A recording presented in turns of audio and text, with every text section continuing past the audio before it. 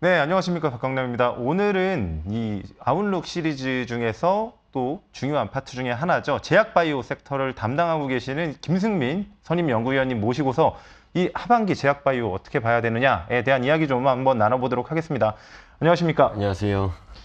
이 제약바이오 섹터 사실은 이 지금 저희 쪽에서 아예 글로벌부터 중국, 한국, 거기다가 이제 바이오텍까지 다 다루고 계시잖아요. 네. 굉장히 넓은 범주를 보시기 때문에 어느 쪽은 조금 그래도 맑은 날씨를 좀 유지하고 있고 어느 쪽은 여전히 좀 이렇게 흐리멍텅한 날씨가 안 좋은 모습을 보이는 섹터들도 있는데 네. 하나씩 다 짚어주셨더라고요. 네. 좀 어떻게 보시는지 정말 궁금합니다. 예, 네, 이번 우선 하반기 어떻게 봐야 될까요? 우선 제목처럼 하반기에도 큰 이익의 체력이 강한 빅파마들의 주가가 좋을 걸로 보고 있고 네. 바이오테크의 주가 반등 가능성이 있다. 이런 내용으로 오늘 말씀을 드리려고 합니다. 네.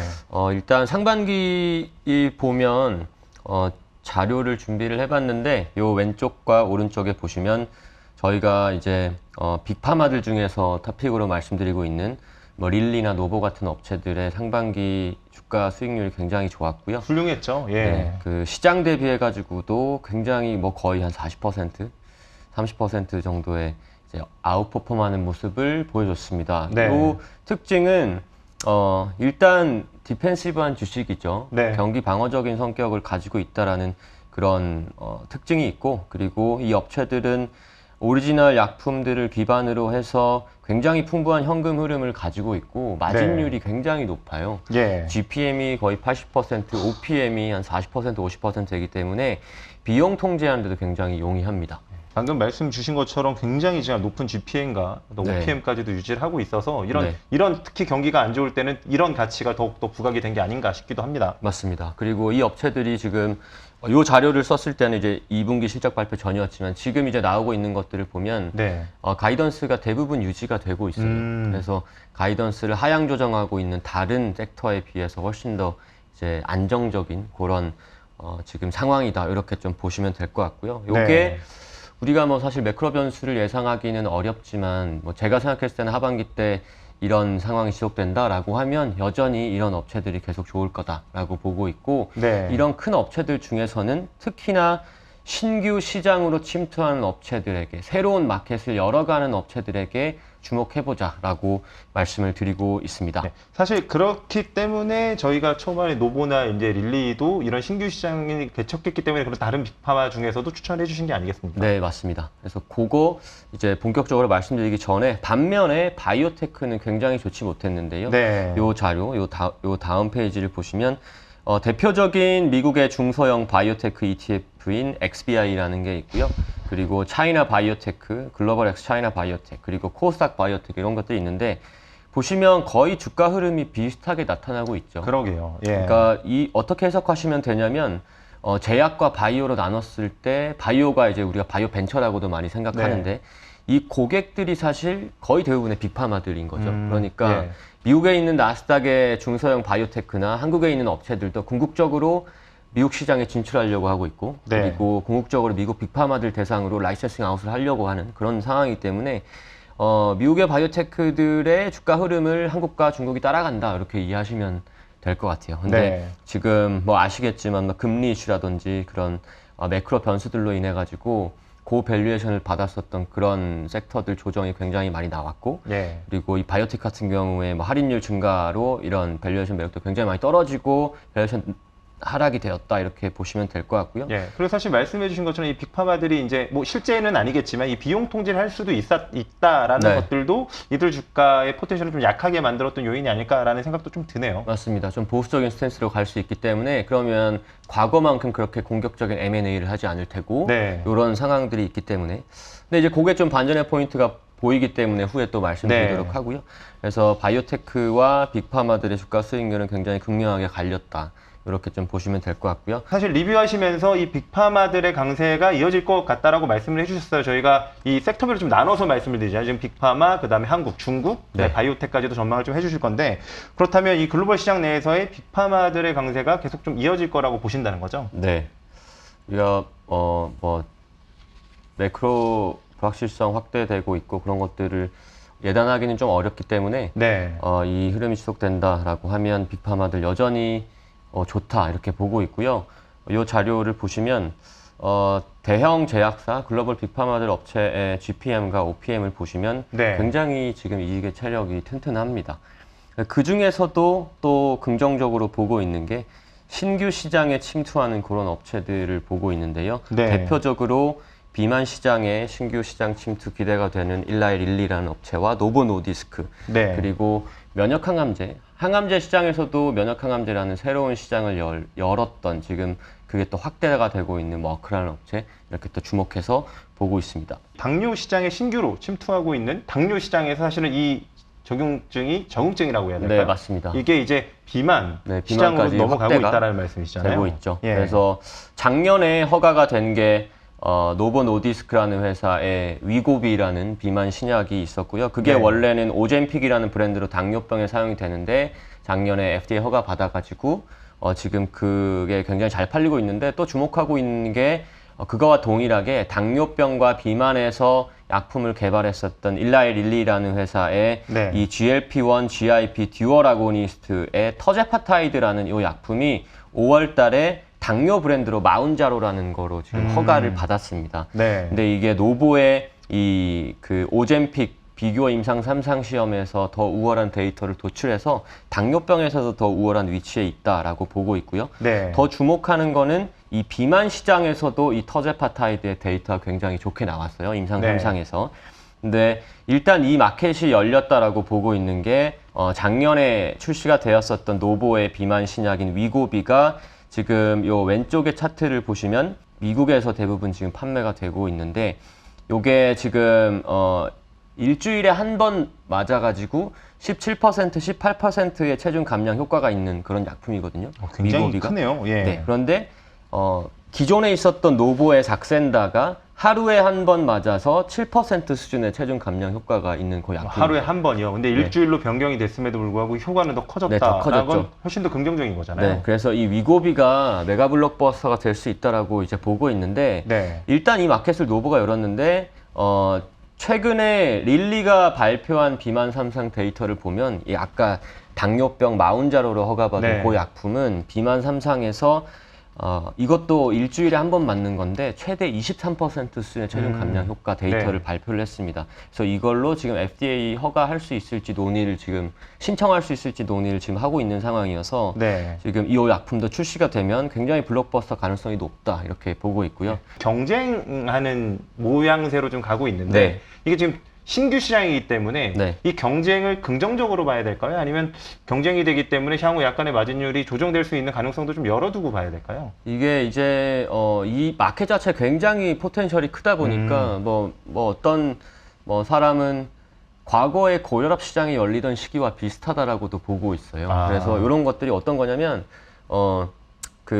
지금 전 세계의 비만 인구가 6억 5천만 명인데 네. 약품으로 조절하는 환자가 2%밖에 되지 않고 굉장히 소수네요. 수술이 네. 1%밖에 되지 않아요. 그러니까 이게 우리가 질병으로 인식하고, 그건 노보와 릴리가 할 일이죠, 이제부터. 네. 노보와 릴리가. 노보는 지금 그렇게 공격적으로 마케팅을 하고 있고, 근데 노보가 혼자 이 비만에 대한 질환의 위험성 이런 것들을 알리면서 마케팅하는 것보다 신규 플레이어가 들어와가지고 릴리도 같이 이렇게 처방이에게 마케팅을 하고 교육을 하고 이런 게 이루어진다면 이 마켓은 훨씬 더 빨리 커질 수가 있다라고 보고 있어요. 그럼 지금은 단순히 경쟁의 관점으로 보는 것보다는 네. 마켓이 커져나가는 관점으로 보는 것이 훨씬 더 유리하겠네요. 맞습니다. 예. 그래서 릴리와 노보 두 회사 모두 추천을 드리고 있고요. 네. 지금 이 약품으로 요 오른쪽의 차트를 보시면, 오른쪽 아래에 보시면 2005년도까지만 해도 사실 체중 감량 효과가 거의 미미한 5% 수준이었는데 네. 이 삭센다부터 시작해서 위고비가 출시가 되고, 그리고 24년도 그 정도가 되면은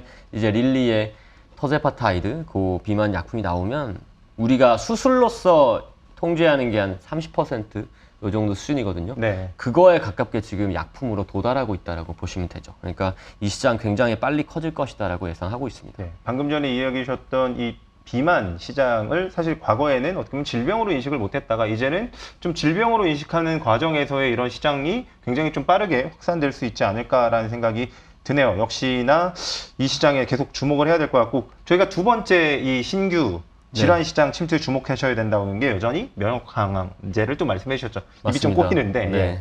키트루다라는 약품을 판매하고 있는 머크라는 업체도 주목을 하고 있는데요. 네. 머크가 뭐 지금 키트루다라는 약품이 올해 기대하고 있는 매출액이 20 빌리언 달러입니다. 이 약품 금액 하나로만. 자체가, 예, 엄청나네요. 예. 이게 이게 역사상 가장 많이 팔린 약품이 에삐라는 회사의 자가면역질환 치료제 휴미라인데 네. 그게 이제 내년에 미국에서 특허가 만료가 되는데 네. 특허 만료 전에 피크였던 게 21 빌리언 달러였거든요. 그걸 넘어설 수 있다 이렇게 보시면 될 것 같고 네. 머크가 2028년도 특허 만료 전까지 피크로 기대하고 있는 게 30 빌리언 달러 이상이라고 보시면 됩니다. 네. 이게 이렇게 잘 팔리는 게 이 면역항암제라는 거는 표적항암제나 물론 이렇게 병용으로도 지금 많이 쓰고 있지만 표적항암제나 화학항암제, 키모 같이 뭐 특정 암에 딱 정해져 있는 게 아니다 보니까 면역세포에 작용하다 보니까 굉장히 많은 암에 대해서 적응증을 확대를 해가고 있습니다. 지금 키트루다가 15개가 넘는 암에 대해서 30개 이상의 적응증을 가지고 있어요. 그러니까 새로운 이 암 질환의 침투가 나타나고 있다 이렇게 보시면 되는데 근데 또 PD1 보면 이게 되게 후발주자들이 빨리 따라올 것 같은데 네. 이 차트를 보시면 코로나 기간 동안에도 키트루다만 계속 올라갔고 옵디보, 티센트릭, 임핀지 물론 요것도 연간으로 보면은 뭐 거의 10빌리언 옵디보 같은 10빌리언 달러 되고 되게 이제 블록버스 작품이긴 하지만 그간에도 격차가 머크가 벌리고 있는 상황입니다. 그게 왜냐하면 가장 적응증을 많이 확보했기 때문에 그리고 실제 리얼 월드에서도 이 약품을 많이 쓰면서 처방의들이 계속 이걸 선호를 하게 되는 거죠. 그러니까 리더십이 계속 견고해지고 있는 그런 상황이다. 이렇게 보시면 될 것 같습니다. 네, 사실 제약 시장 내에서 그런 리더십이라는 부분이 상당히 영향을 좀 미치지 않나요? 그렇죠, 맞습니다. 이건 뭐 안전성뿐만 아니라 유효성까지 다 이제 확보를 해야 되고 실제로 임상시험을 넘어서 실제 리얼 월드에서 어떻게 쓰이는지 이런 데이터도 계속 축적이 되고 있기 때문에 계속 리더십이 견고해지고 있다 이렇게 보시면 될 것 같고요. 네. 키트루다의 이제 뭐 키트루다의 매출액을 계속 확대하고 머크의 항암제 라인 확대하는 그런 측면에서 전략으로 가지고 있는 거는 머크가 새로운 암종에 침투하는 전략과 그리고 각 암에서도 기존에 만약에 2차나 3차 치료제로 쓰이는 것들을 1차 치료제로 지금 넘어오게 하고 있고 그리고 수술 후의 보조요법이나 수술 전에 암 사이즈 줄이는 요법으로도 지금 계속 앞단으로 넘어오고 있어요. 굉장히 여러 가지 방면의 적응증 확대라는 뭐 큰 틀에서는 그런 것들이 다 일어나고 있는 거예요. 네, 다 일어나고 있고요. 그리고 키트루다의 반응률을 올리기 위해서 병용요법도 굉장히 열심히 하고 있고 그래서 결국에는 아마 이제 좋은 아이템들을 가지고 있는 그런 업체들도 머크랑 해가지고 좋은 데이터를 내면은 긍정적이지만 어떻게 보면 머크는 가만히 있어도 하자고 올 수 있는 그런 그쵸. 위치인 거죠. 그러니까 네. 면역 항암제 시장에서의 플랫폼으로 자리 잡아가고 있다 이렇게 보시면 됩니다. 네, 저희가 지금 글로벌 시장 내에서의 신규 질환 시장 침투를 적극적으로 좀 이뤄가고 있는 기업들에 대해서 이야기를 좀 해봤고요. 이제는 한국 시장 이야기로 좀 넘어가야 될 것 같습니다. 아마 한국 시장 이야기도 굉장히 좀 궁금하실 것 같아요. 한국 네. 시장은 어떤 포인트로 전망을 하고 계시나요? 한국 시장도 뭐 글로벌 시장과 마찬가지로 제약사들 위주로 좀 집중을 하고 있고요. 네. 그 중에서도 해외에서 성과를 나타내고 있는 제약사들을 선호를 하고 있습니다. 그 중에서 가장 대표적인 게 대웅제약이라는 업체 네. 있고요. 이 업체는 뭐 보톡스랑 비슷한 나보타라고 지금 국내에서는 판매가 되고 있고 미국에서 브랜드는 주보라고 예. 파트너 에볼루스를 통해서 판매를 하고 있는데요. 뭐 미국 시장에서 코로나가 이제 엔데믹화가 되어 가고 그리고 이 메디톡스와의 이 보톨리눔 톡신 특허 분쟁에서도 합의가 지금 ITC 통해 가지고 나와 있는 상황이기 때문에 이런 올해부터 이 주보의 미국 판매가 본격화될 수 있다 이렇게 좀 판단하고 있습니다. 네. 그래서 이런 자체 약품들은 그리고 또 마진율도 더 높아지지 않는 건가요? 맞습니다. 이 일반적으로 이제 대웅제약이라는 업체에서 아까 이제 GPM이라고 보면 한 40%, 45% 수준인데 네. 요 약품 같은 경우에 그러니까 나보타 요거 같은 경우에 거의 한 60, 70% 수준의 GPM을 남기거든요. 그러니까 네. 신규 제품이 또 애드가 되면서 거기서 또 마진도 개선되는 그런 국면에 있어서 요 업체는 올해와 내년도까지도 계속 좀 긍정적으로 볼 수 있을 것 같아요. 네. 네. 저희가 그러면 이 나보타를 필두로 해서 해외에서 입지를 좀 넓히고 있는 이제 대웅제약을 네, 제외하고 또 어떤 업체들 주목하고 계신가요? 그리고 또 한미약품이라는 업체도 해외 시장에서 성과가 많이 나타나고 있는데 네. 특히나 중국에서 이 업체가 북경한미를 통해 가지고 실적이 좋게 나오고 있습니다. 이 북경한미가 코로나 충격으로부터 굉장히 빠르게 회복했고 이후에도 호흡기 약품 중심으로 해가지고 실적이 굉장히 잘 나오고 있는 그런 상황입니다. 그리고 요 제품들 외에도 올해 9월 정도에 출시 예정을 하고 있는 한미약품의 아모잘탄이라는 고혈압 약품이 있어요. 근데 요 약품이 한국에서 누적 처방 매출로 1조 원 이상 달성한 블록버스 약품인데 북경한미의 이제 현지 마케팅 노하우도 많이 쌓여 있기 때문에 요 신제품이 출시가 된다면 또 실적에 또 애드가 될 수 있다. 그래서 북경한미가 계속 고성장할 수 있는 그런 포인트가 있고요. 이거 외에도 한미약품은 FDA에서 허가 검토하고 있어서 올해 허가를 기대할 수 있는 게 하반기에 2개 약품이 있는데 첫 번째는 호중구 감소증에 사용되는 롤론티스, 우리나라에서 롤론티스이고요. 그리고 이제 저기 파트너 스펙트럼 통해 가지고 에플라라고 이제 부르는데 그게 9월 9일까지 FDA의 허가 이제 검토를 받습니다. 그때까지 결정이 나오는 거고요. 지금 한미약품 실사가 완료가 된 상황이어서 이때 기대해 볼 수 있다라고 보시면 될 것 같고 포지오티닙이라는 요 약품은 폐암 신약인데요. 요것도 스펙트럼 통해 가지고 파트너가 스펙트럼인데 요것도 11월 24일까지 FDA 허가를 결정을 기대하고 있습니다. 그래서 요게 만약에 허가가 된다 그러면 이 한미약품의 FDA 허들을 넘는 그런 이벤트가 올해 하반기에 2개가 몰려있다. 이렇게 보시면 될 것 같습니다. 사실 지난 자료를 통해서 이제 우리나라 제약바이오 시장이 다시 한번 레벨업을 하기 위해서는 이런 FDA의 허들을 넘어서 실제 매출로 연결되는 그런 이벤트들이 필요하다라고 말씀을 쭉 해주셨는데 유한양행도 약간 그런 비슷한 지금 상황에 놓여 있는 거죠? 맞습니다. 그래서 유한양행도 제가 이제 토픽으로 말씀드린 종목 중에 하나인데 이 업체가 이제 기대하고 있는 게 레이저티닙이라는 약품이고요. 앞서 뭐 한미의 롤론티스 그리고 뭐 포지오티닙 이런 약품들도 있지만 제가 기대하고 있는 그 연간 최대 매출액이 굉장히 큰 약품이 요 레이저티닙이라는 약품이거든요.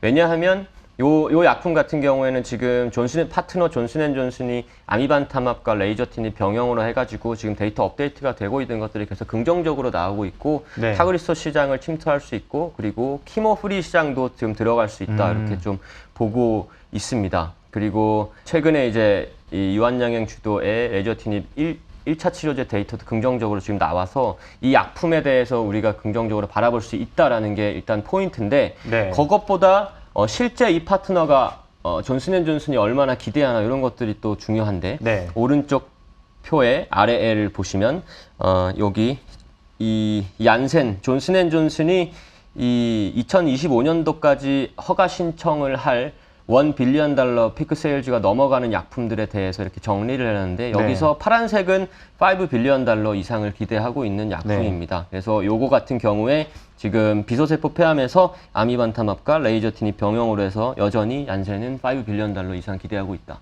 그러면 뭐 반반이라고 치면 2.5조 원 이상을 기대하고 있는 거기 때문에 뭐 그렇게 이제 명확하게 나누기는 어렵지만 그러면 블록버스터가 될 수 있는 약품 가장 빨리는 요 약품이지 않을까. 그래서 이런 것들 유한양행 레이저티닙 요거의 개발 임상 업데이트도 계속 하반기 때 주목할 수 있는 포인트다 이렇게 좀 보시면 될 것 같습니다. 저희 한국 시장은 이 해외 시장 진출을 통해서 이제 실제 숫자가 개선되는 기업들뿐만 아니라 이 FDA의 허들을 통과를 앞두고 있는 이런 이벤트에 좀 주목하다라는 말씀을 좀 해주셨고 이런 중국으로 좀 넘어가 보겠습니다. 이 중국 시장도 굉장히 쉽지 않은 한 해이지 않았습니까? 특히나 이제 중국 시장에 또 개별 이슈들이 있었기 때문에 뭐 예를 들면 그 미국 상무부의 그 수출 제한 조치라든지 그리고 그 중국 ADR의 상장 폐지 이슈 이런 것들도 있었고 그리고 약품 가격 인하가 이제 빨리 메이크업 되지 못한 이런 것들 개별 이슈들이 있었기 때문에 또 주가가 좋지 못했고 또 글로벌 바이오테크 흐름도 주가가 좋지 못했는데 하반기 때는 어떤 악재의 해소 측면에서 좀 주목해보자 이렇게 좀 보고 있습니다. 사실은 지금 말씀해 주시는 부분도 이 주가에 대해서는 굉장히 좀 유의미하다라고 좀 보여지거든요. 저희가 이게 억눌리는 것들도 있잖아요. 투자 심리적인 측면도 있기 때문에 이 악재가 해소된다면 사실은 포텐셜이 있는 친구들은 그래도 또 빨리 개선이 될 수 있지 않을까라고 생각이 드는데 누구를 좀 저희가 좀 지켜봐야 될까요? 우선은 뭐 혁신 신약을 가장 많이 하고 있는 업체 여전히 항서제약을 가장 좋게 보고 있고요. 중국에서 우리가 이제 주가만 보면 사실 피크를 찍고 다 내려와 있는 상황이지만 실제로 산업 측면에서 봤을 때는 혁신 신약들이 계속 나오고 있고 그리고 네. 거기서 실적들이 잘 나오고 있습니다. 왼쪽에 표를 보시면 혁신 신약 클래스 1으로 분류가 되는 혁신 신약들이 21년만 하더라도 30개가 넘게 지금 허가가 된 상황이고 그걸 업체들로 나눠보면 사실 압도적으로 항서제약이 가장 많습니다. 그래서 가장 신약을 잘하고 있는 업체가 맞고요. 그리고 네. 실제로 이게 실적이 나오고 있는 것들을 보면 지금 상반기 실적 아직까지 지금 우리가 파악할 수는 없지만 작년까지만 해도 PD1 매출액이 꾸준하게 약품 가격을 60% 깎았음에도 불구하고 이 정도의 성적을 냈다라는 거는 그만큼 큐가 빨리 올라오고 있다 이렇게 좀 기대할 수 있을 것 같습니다. 네. 저희 그럼 항서제약 이외에도 좀 주목하고 있는 업체들이 좀 있을까요? 네, 한국도 뭐 마찬가지지만 중국도 이 FDA의 허들을 넘으려는 노력을 하고 있고요. 그게 네. 하반기 때 또 안 좋았었던 게 이노벤트라는 업체가 이 일라일이라는 업체와 같이 FDA 허가 신청했었는데 이게 중국 데이터여가지고 FDA에서 미국에서는 뭐 일반화시킬 수 없다, 미국에 적용할 수 없다 이러면서 FDA가 허가 거절을 했고요. 네. 그리고 준시라는 업체와 코에루스가 FDA 허가 신청했었는데 프로세스 이슈로 해가지고 이것도 허가 지금 CRL을 허가를 해주지 않았었고, 근데 네. 최근에 다시 재신청을 들어갔어요. 예. 그런데 이거를 보면 또 레전드라는 회사가 존슨앤존슨한테 넘겨가지고 지금 판매를 하려고 지금 하고 있는 카빅티라는 요 아이템은 FDA 허가를 받았거든요. 근데 이게 그러니까 이거 보면 이게 이 임상시험 데이터는 레전드 거는 미국과 일본과 중국 이렇게 다 들어 있었던 거죠. 그러니까 글로벌 임상시험이고 특히나 이제 미국인이 들어 있었기 때문에 FDA 허가를 해줬다 이렇게 보시면 됩니다. 그러니까 중국이라고 해서 꼭 중국 약이라서 허가를 안 해준 건 아니다. 이 오히려 임상시험 데이터가 중요하다. 그러면 임상시험 데이터를 글로벌 데이터를 다시 확보를 한다면 충분히 다시 맞습니다. 도전할 수 있겠다라는 네. 컨셉이신 거죠? 그렇게 보고 있고요. 지금 네. 베이진하고 노바티스라는 회사가 이 자료 작성하기 전이었는데 7월 12일에 예정이 되어 있었는데 이게 글로벌 임상시험 데이터 기반으로 허가 신청했었는데 또 프로세스 이슈 이런 걸로 하면서 지금 좀 늦춰진 상황인데요. 이것도 글로벌 임상시험 데이터이기 때문에 궁극적으로 FDA 허가 가능성이 있다 이렇게 보시면 될 것 같고 네. 노바티스가 이 아이템에 대해서 이 오른쪽에 아래에 보시면 티스렐리주맙이라는 이 베이진의 아이템을 네. 피크 세일즈 $1 빌리언에서 $2 빌리언 사이로 기대를 하고 있습니다. 그래서 네. 요 중국의 혁신 신약 미국의 진출 가능성이 여전히 존재한다 이렇게 좀 보시면 될 것 같고요. 네. 마지막으로는 또 악재가 해소될 수 있을 만한 그런 회사로 우시 바이오로직스라는 네, 회사, 사실 야오밍 뭐 바이오. 이 이슈 때문에 주가가 굉장히 큰 폭으로 한번 급락을 했었죠. 네. 7월 5일에 로이터 보도에 따르면 이게 이제 해제될 가능성이 있다. 이런 내용이었고 지금 중국에서 코로나가 풀리면서 FDA에 이제 실사를 왔다 갔다 이런 이슈들이 생기면서 지금 이런 가능성이 생기는 거고 사실 요 업체가 지금 상반기 실적을 발표를 했는데도 거의 50% 60% 탑라인 성장과 네. 바텀라인 성장을 보였는데 이게 그런 거죠. UBL이 지정이 되어도 기존에 하고 있던 비즈니스가 지금 문제가 없다라는 거기 때문에 요게 만약에 실제로 요 이벤트가 해제가 된다라고 하면 밸류에이션도 좀 빨리 개선될 수 있는 그런 국면에 있다. 이렇게 좀 판단을 하고 있습니다. 예, 확실히 중국 시장 컨셉이 좀 확실한 것 같습니다. 여러 가지 측면에서의 악재들이 네. 있는데 그게 한꺼풀씩 좀 해제가 되는 조짐이 네. 보이고 있기 때문에 그런 부분에 좀 주목하다라는 말씀을 해주셨고 저희가 이 중에서도 가장 좋지 못한 시장에 대한 이야기를 좀 해볼까 하는데 네. 바이오텍이죠. 바이오텍 시장 반응 중소형 가능할까요? 중소형 바이오테크인데 네. 사실 이 환경 자체가 우리가 바이오테크라고 생각하면 일반적으로 바이오 벤처인데 네. 그런 거죠.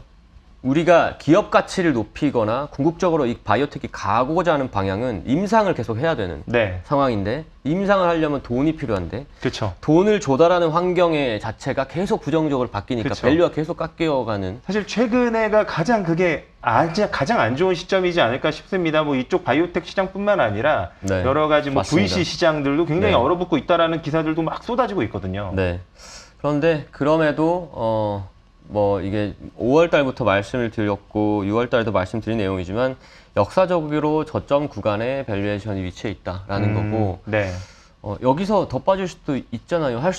물론 그렇죠. 그쵸. 물론 더 빠질 예. 수도 있는데 아마 그 바이오테크들은 이제 바이오테크들을 이런 빅파마들이 사거나 이런 밸류를 계속 보고 있을 거예요. 네. 본인들이 생각하는 밸류가 오면 지금 아마 M&A 할 수 있을 테고 지금 그게 지금 후에 말씀드리겠지만 그런 게 좀 포착이 되고 있고 오히려 너무 많이 빠져가지고 딜이 안 나올 수도 있는 것 같아요. 어떤 포인트냐면 원래 제가 만약에 바이오테크 이제 뭐 주주나 오너인데 우리 바이오텍이 주가가 10분의 1 토막이 났는데 네. 기존에 생각하고 있었던 밸류는 요 정도의 그쵸. M&A 예. 하고 싶어 하는데 빅파마는 이만큼 부르는 거예요. 후려치는 거죠, 소위 후려치는 얘기하는. 거죠. 예. 그러니까 여기에 굴복할 것인가 이런 이슈가 있어서 뭐 거기에 만약에 이제 동의를 한다면 딜이 나타나겠지만 아마 이것 때문에 이 격차가 너무 크기 때문에 지금 중소형 바이오테크들이 좀 많이 안 나오고 있는 것 같은데 오히려 임상 개발이 진행이 되고 좀 기업 가치를 올린 후에는 오히려 조금 더 선순환 구조 좀 나오지 않을까 이렇게도 네. 좀 생각을 하고 있습니다. 결과적으로 지금 밸류에이션은 역사적으로 좀 바닥 국면에 있는 그런 상황이다 이렇게 보시면 될 것 같고요. 네. 이게 또 어느 정도로 싸졌냐면 16페이지 이 자료를 보시면 네. 빅파마들이 대형 이 중소형 바이오테크들을 M&A 했었던 그런 이슈들을 보면 예. 전체 거래 규모를 이 회사가 개발하고 있는 아이템의 이제 피크 세일즈를 나눠 가지고 봤을 때 우리가 그 멀티플로 볼 수가 있는데 네. 그게 지금 거의 2배까지 떨어진 상황이거든요. 거저서 지금 거저 가져가고 있는 예. 그런 상황이어서 이 정도 수준까지 밸류에이션이 내려와 있다면 우리가 좀 반등을 좀 기대해도 되는 그런 국면이지 않나 예. 이렇게 좀 판단을 하고 있습니다. 사실 저희가 뭐 시장 얘기할 때 가장 중요한 것 중에 하나, 가장 이제 확실한 증거 중에 하나는 싼 가격이죠. 싼 가격. 그쵸. 싼 가격만큼 저는 좋은 기회가 없다라고 네. 생각을 하거든요. 그런 것들을 아마 시장도 점점 주목해 가지 않을까라는 생각이 들기는 합니다. 네. 그리고 그러면 충분히 살 수 있는 여력은 있냐? 요거는 제가 작년부터 계속 말씀드리는 네. 내용인데 살 여력은 되게 많다. 아까 이제 말씀드렸었던 그런 파마들 사실 오히려 이렇게 되게 캐시나 이 현금이 되게 좋아서 그 업체들 주가가 좋은 거기도 한데 네. 그렇다 보니까 이 업체들이 충분히 이제 딜을 할 여력이 있다라는 것들을 이 장표에서 좀 확인하실 수 있을 것 같고요. 네. 그런 측면에서 지금 화두가 되고 있는 포인트들이 요 지금 M&A 가능성이 나타나고 있다입니다. 네. 이 월스트리트저널에서 보도가 된 내용인데 머크라는 저희가 이제 면역항암제 키트루다 예. 그 회사로 유명한 이 업체가 ADC 이제 개발하고 판매하고 있는 과거에는 시애틀 제네틱스인데 지금 사명을 바꾸서 네. 시젠인데요. 시젠을 인수할 수 있다. 지금 논의 중이다라는 내용이 나타나고 있고요. 요게 $40 빌리언 이상의 가능성이 있습니다. 그런데 요 표를 보시면 요게 이제 중소형 바이오테크 대표적인 센티멘트를 체크할 수 있는 XBI라는 ETF의 주가이고요. 네. 주황색으로 나와 있는 게 $10 빌리언 넘어가는 딜이었는데 예. 사실 아스트라제네카가 알렉시온이라는 회사를 인수했었던 20년 12월 달이 거의 XBI 고점. 네. 사실 요 이후부터 사실 그 성장주들의 조정이 좀 나오기 시작했었는데 네. 요게 또 포인트가 요 이후에 뭔가 되게 드라마틱하게 큰 딜이나 이런 것들 나오지 않았어요. 그런데 지금 머크가 시애틀 제네틱스를 지금 살 수 있다는 논의가 나오고 있고 만약에 산다 그러면 아스트라제네카 이후에 아스트라제네카가 알렉시온을 인수했었던 그 이후에 그거를 거의 그만큼의 뛰어넘는 수준의 딜이기 때문에 바이오테크의 센티멘트가 긍정적으로 도달할 가능성이 있다 이렇게 보시면 될 것 같고요. 그리고 사실 조정이 나왔던 그 아까 말씀하신 그 시점은 일단 주가도 높았고 밸류도 높았던 시점이라고 네. 하면 지금은 사실은 이제 밸류가 많이 낮아져 있는 시점이기 때문에 조금은 달리 볼 필요도 있지 않을까라는 생각도 드네요. 맞습니다. 여기서 요게 또 볼 포인트가 이게 만약에 딜이 완료가 되면 뭐 SEC 이런 데에 이제 그 딜 트랜잭션 백그라운드 이런 게 올라오거든요. 그러면 시애틀 제네틱스와 머크의 이 딜 히스토리가 나와요. 예. 그러면 머크뿐만 아니라 다른 업체가 여기 비딩이 들어갔는지도 우리가 확인할 수 있거든요. 그럼 거기서 만약에 다른 업체들이 붙었었다 이런 거 보면 지금 관심이 있네 이렇게 또 확인할 수 있어서 예. 바이오텍 주가는 또 더 거기서도 회복될 수 있는 것들을 기대해 볼 수 있을 것 같습니다. 그래서 제가 좀 궁금한 게 있는데 사실 이 바이오 특히 이쪽은 트렌드라는 것도 또 있는 것 같더라고요. 네. 그럼 지금 만약에 이제 반등에 점점 모색하고 있는 시점이라면 그래도 저희가 조금 이렇게 눈여겨볼 만한 뭐 적응증이나 이제 뭐 이런 것들을 갖고 있는 업체들은 어떤 것들을 좀 봐야 될까요? 네, 그래서 요 컨셉적인 측면에서 보면 사실 머크가 이제 만약에 시애틀 제네틱스를 산다면 제가 생각했을 때는 이제 좋은 아이템을 가지고 있는 회사고 그리고 ADC로서 좋은 데이터를 도출하고 그리고 포텐셜이 크다라고 이제 가져가는 거겠죠. 네. 그러니까 상업화 포텐셜에 이제 기대하고 있는 숫자를 좀 보고 이제 가져가는 건데 근데 어떻게 이제 테마나 이런 컨셉으로 보자면 어쨌든 이게 ADC 업체이기 때문에 네. ADC 업체에게 좀 주목할 필요가 있다라고 이제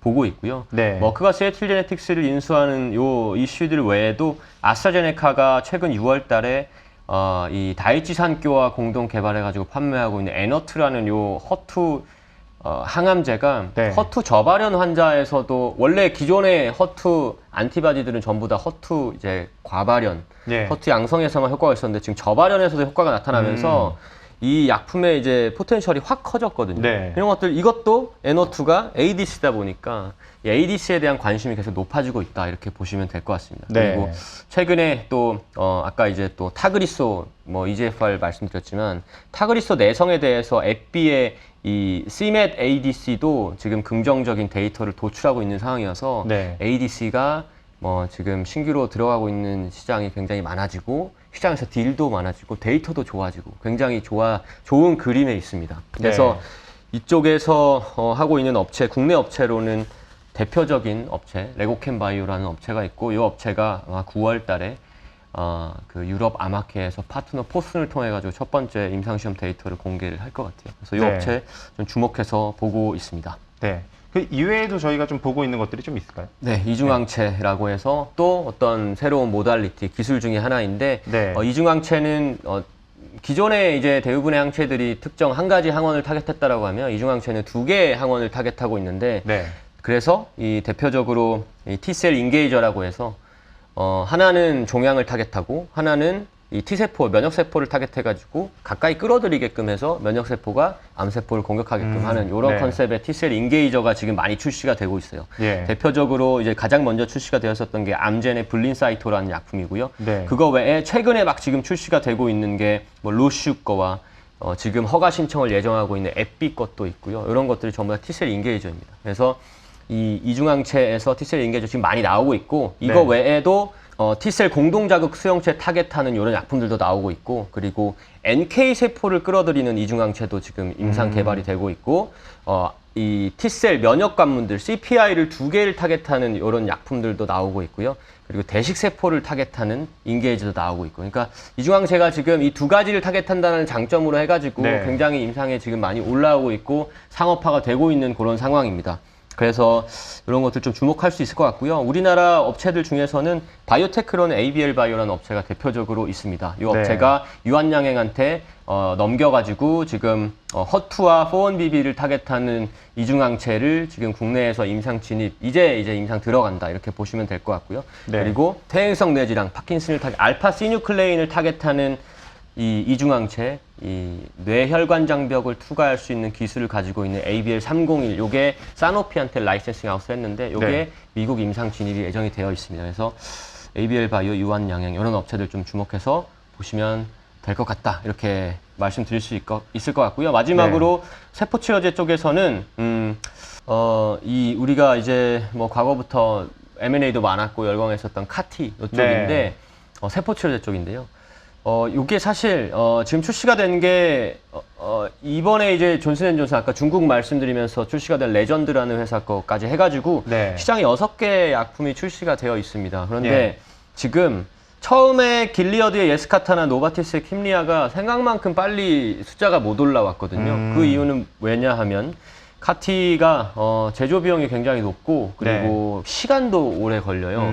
그러다 보니까 뭐 가격이 되게 높게 형성이 되어 있어서 이 대중화되지 못한 그쵸. 그런 거죠. 사실 뭐 가격이 높다라는 측면은 대중화랑은 약간은 이제 네. 대척점에 있는 요소기는 하니까요. 네. 그래서 이런 것들을 극복하기 위해서 R&D가 활발하게 나타나고 있는데 뭐 그게 꼭 어떤 방향으로만 간다 이렇게 보기는 어려워요. 왜냐하면 네. 바이오텍이 워낙에 많고 기술들이 많기 때문에 지금 기존의 카티의 그거를 극복하려고 하고 있는 거는 대표적으로 노바티스가 하고 있는 게 자가 카티의 제조 시간을 단축시키는 그런 방법이 네. 있고 그리고 면역 반응이 이런 이제 동종 카티 건강한 사람들한테 채취해가지고 환자한테 투약하려고 하면 면역 반응이 많이 일어나기 때문에 이 네. 면역 반응을 줄이는 유전자 편집 기술을 기반으로 한 그런 카티가 있고 예. 그리고 면역 반응이 적은 세포를 활용을 하는 게 있습니다. 그게 T셀에서는 감마 델타 카티가 있고요.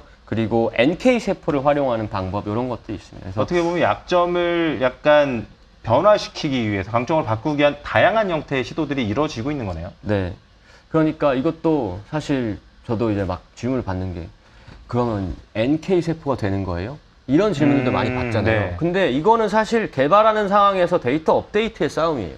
그러다가 좋은 데이터를 도출을 하고 요게 이제 상업적으로 성공할 경우에 요게 이제 블록버스터 되는 건데 지금 이렇게 경쟁을 하고 있는 상황이죠. 네. 그래서 자가 카티에서도 시간을 줄이는 방법이나 아니면 동종 카티 그리고 카티에서도 감마 델타 T셀 그리고 NK 세포까지 해서 굉장히 다양한 이 기술들 그리고 접근 방법으로서 바이오텍들이 개발하고 있다라는 거고요. 국내의 대표적인 세포 치료제 업체로는 녹십자 계열의 지시셀이라는 업체가 있습니다. 여기 네. 파트너를 아티바라는 업체를 가지고 있는데 이 아티바가 머크라는 회사와 지금 공동 개발해서 아까 말씀드린 그 키츠다 가지고 있는 그 업체. 그래서 그 회사가 아직까지 이제 그게 임상에 진입하진 않았지만 이 아티바가 하고 있는 첫 번째 임상 시험 데이터 공개가 이 4분기 아마 이제 올해 말 정도에 공개가 될 것 같아요. 첫 번째 임상 시험 데이터인데 여기서 만약에 긍정적인 데이터를 도출한다 그러면 이 회사가 가지고 있는 뭐 말하자면 POC 데이터가 될 수 있기 때문에 이 업체도 좀 포텐셜 있게 볼 수 있다 이렇게 판단하고 있습니다. 그래서 결과적으로 바이오테크 기술 측면에서는 지금 M&A가 되게 활발하게 논의하고 있는 뭐 이 ADC를 필두로 해서 항암제 쪽에서 이중항체나 이 세포치료제까지 같이 어울러서 주목하고 있다 이렇게 좀 판단하시면 될 것 같고요. 주목하고 있는 업체들을 말씀드렸고 사실 뭐 어려우면 바이오테크 ETF를 사는 게 그렇죠. 더 맞죠. 맞습니다. 네. 방금 말씀을 해주신 것처럼 뭐 바이오텍 같은 경우에는 사실 변동성도 좀 크기 때문에 ETF를 통해서 접근을 하시는 방법도 뭐 나쁘지 않다. 그리고 말씀하신 내용처럼 이 빅파마들이 실제로 이들 기업에 관심이 있는지 없는지 같은 이벤트들은 저희도 뭐 트래킹을 하고 투자자분들도 확인해 보시면서 투자를 하시면 좀 더 도움이 될 거라고 생각합니다. 사실 저희 이번 아웃룩 시간을 통해서 리뷰뿐만 아니라 글로벌 시장, 한국 시장, 중국 시장 그리고 바이오텍에 관련된 내용까지도 전망을 좀 해봤는데요. 뭐 물론 매크로 환경이 굉장히 녹록지는 않습니다만 뭐 시장이라는 건 항상 돌고 도는 거고요. 어떻게 보면 이런 낮아진 가격 메리트 혹은 변화하는 이런 모습들 그리고 저희가 바이오 시장의 가장 중요한 특징은 아직도 꿈과 희망이 넘치는 시장이라는 그쵸, 부분 아니겠습니까? 맞습니다. 예. 아직도 우리가 살려야 될 환자들은 많고 예. 침투할 수 있는 시장은 되게 많기 때문에 저희가 오늘은 지금 다양한 이야기를 좀 해봤는데요. 다음번에 또 좋은 시간으로 찾아뵐 수 있는 시간을 가져봤으면 좋겠습니다. 오늘 굉장히 수고 많으셨습니다. 네, 고맙습니다. 네.